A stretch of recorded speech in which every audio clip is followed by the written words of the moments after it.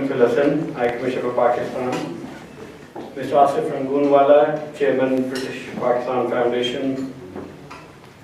Mr. Ziauddin Sardar, co-editor of the Critical Muslim series.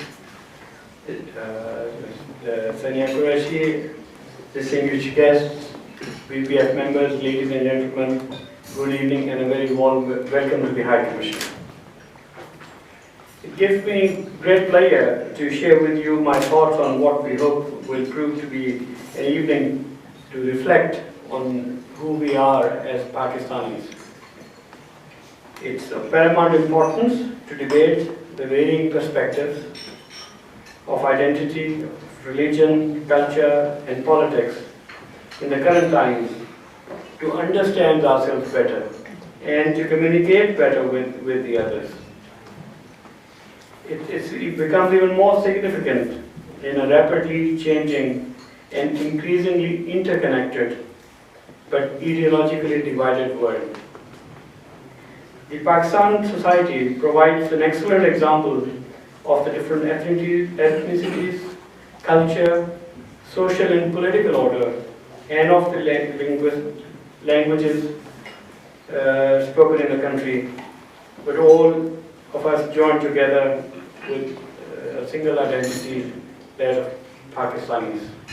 Thank you very much for actually showing up. It's great to see a lot of young people here.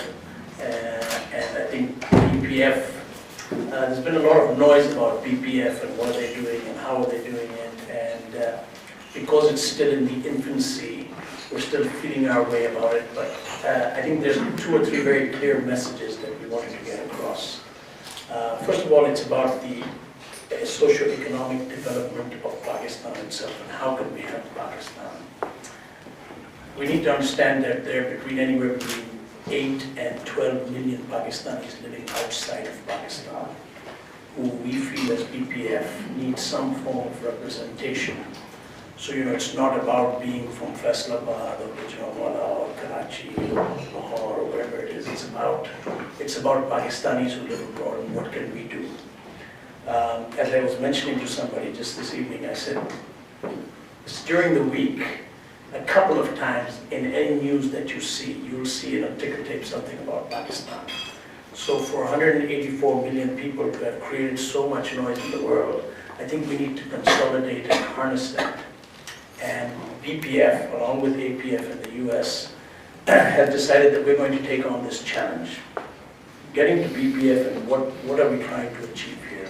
So in the last 2 years of our formation, I think what we've done is we've managed to get together with the local diaspora and try to establish a liaison, not just with the, as they say, the London Walas, it's also with the Glasgow guys and the Bradford and the Manchester people.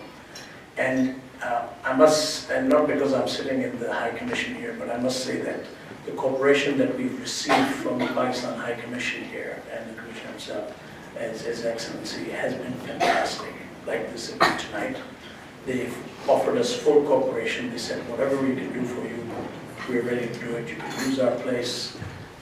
We'll help you with the events and so on. So I'm very grateful that you have actually allowed this event to take place here.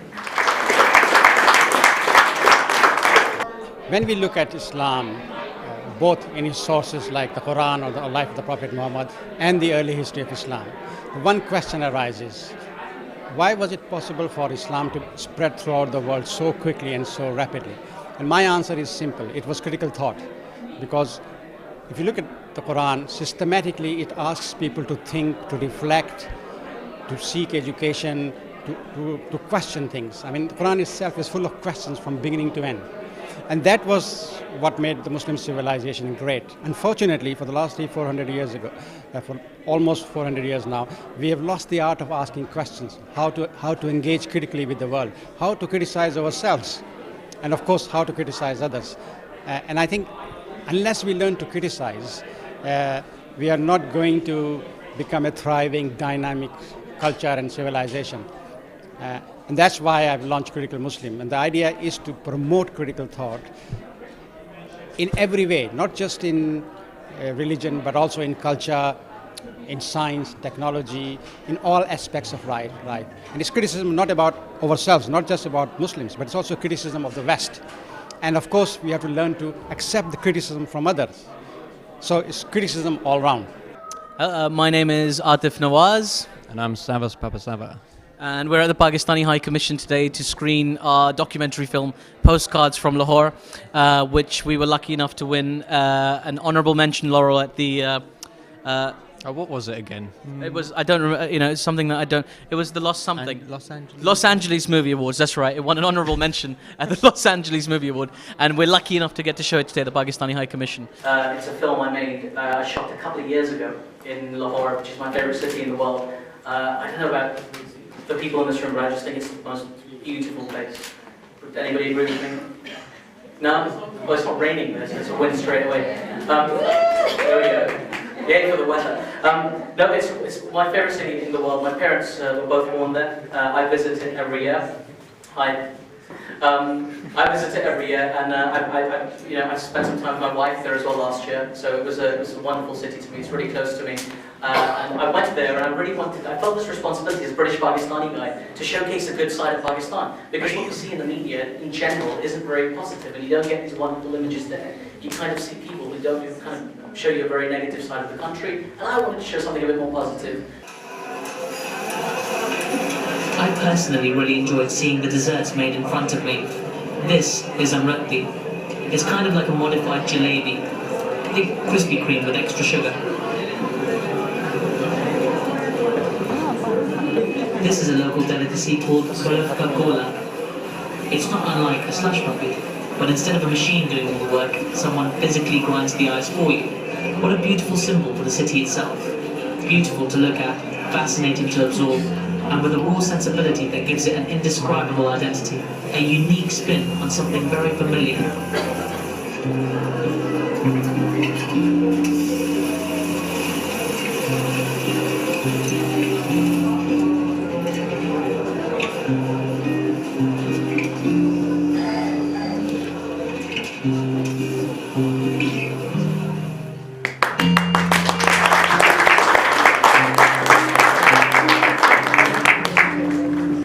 Not far away in the Federal Beat neighborhood is Haji Club, the biggest gym in Karachi. Its slogan, written on its website in English, is "Come as you are, leave as you want to be." The club is symptomatic of the desires and unsettling frustrations produced by the new economies of consumption that have accompanied Pakistan's incorporation into the global economy. The mushrooming of private media, the liberalization of finance and banking, and the boom in local and multinational telecom companies have created over the past decade an important growing middle class in the city. It has also created the potential for upward mobility for everyone, no matter how unlikely, adding to the confusions and contradictions of urban Pakistani life. I am Nazir Sabir. I was on my way back from a 3-week lecture tour in America, stopping by here in England, also doing a couple of lectures. It was a great event to be here. I just took a break from my long visits in the cold Lake District, and very pleased to see lots of Pakistanis here at the British Pakistan Foundation event. For the first time I see that many Pakistanis who live here, of all ages actually, lots of journalists and so many people. It's been great pleasure to see that people are meeting and sharing their different styles of life back home and also here in England.